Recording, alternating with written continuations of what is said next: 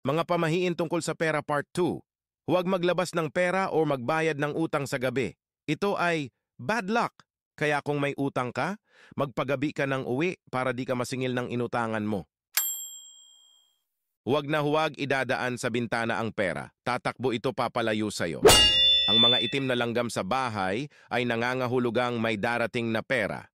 Huwag mo silang wawalisin. Hayaan mo lang sila mind your own business. Kapag nangati ang kanang palad, kamutin ito at ipasok sa bulsa. Huwag na huwag mong ihahawak sa ari mo dahil mawawala ang swerte. Oh my gosh! Kung may yellow, green, or light brown na paru-paro na pumasok sa bahay, huwag na huwag mong bubugawin palabas dahil ito ay mensahe na magkakapera ka ng malaki. Iwasang magsabi ng wala akong pera dahil magkakatotoo ito.